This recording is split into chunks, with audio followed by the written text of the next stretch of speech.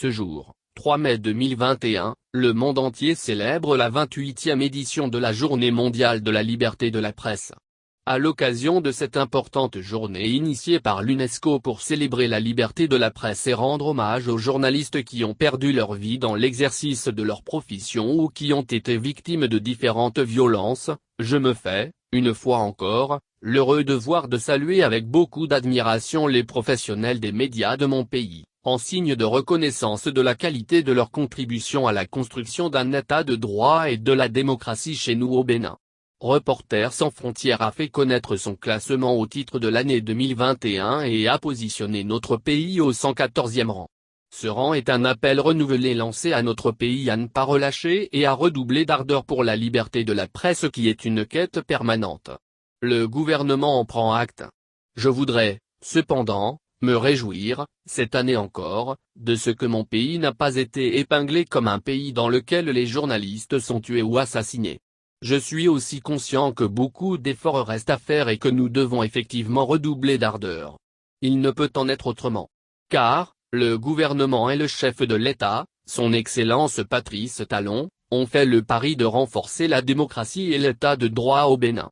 À cet effet, à la suite du Code de l'information et de la communication, ils se sont engagés, dans le PAG, dans le domaine des médias, grand indicateur de la démocratie, à assurer la liberté de la presse et l'accès équitable de tous aux organes de presse. Cette ambition est parfaitement en harmonie avec le thème retenu par l'UNESCO cette année, à savoir l'information comme bien public. Ce thème rappelle et remet en scène le rôle premier, la mission première et originelle du journalisme, à savoir mettre à la disposition du public des contenus vérifiés dans l'intérêt du public. Mieux, par ce thème, l'UNESCO appelle l'attention sur la façon dont le journaliste dépend de l'écosystème plus large qui permet à l'information de devenir un bien public. Il me paraît aussi établi que ce thème voudrait s'intéresser à la responsabilité sociale du journaliste, à la pratique du métier aujourd'hui et aux responsabilités des différents acteurs impliqués dans la production et la circulation de contenu. Et pour cause. En effet, il est loisible de se demander si le journalisme est encore guidé aujourd'hui par l'intérêt du public. L'offre de presse relève-t-elle du bien public aujourd'hui? Tout ce qui circule aujourd'hui est-il constructeur ou destructeur?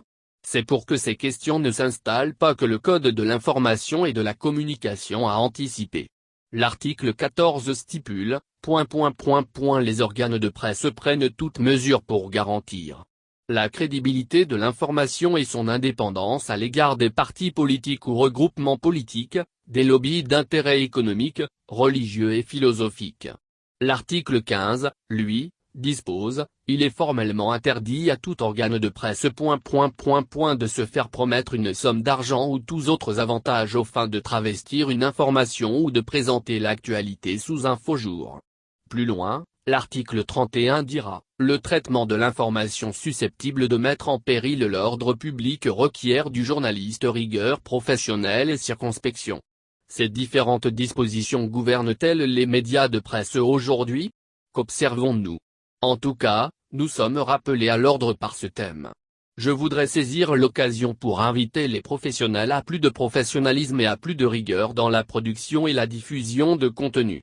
Je pense beaucoup plus aux acteurs des nouveaux médias, Internet, sites web, réseaux sociaux, applications mobiles, etc., sur lesquels les problèmes se posent beaucoup plus afin que les contenus qu'ils proposent donnent moins de soucis et aillent dans l'intérêt du public, soient utiles et constructifs pour la société, la démocratie et l'état de droit. En tout état de cause, le gouvernement prendra toutes les dispositions requises pour jouer sa partition afin de garantir à toute personne, l'accès aux sources d'information, notamment publiques.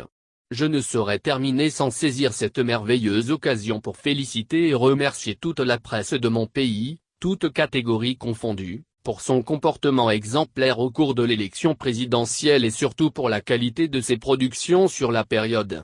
Une très belle couverture, globalement sans dérive, sans diffamation, sans atteinte à la vie privée des candidats, sans intoxication et sans volonté de nuire.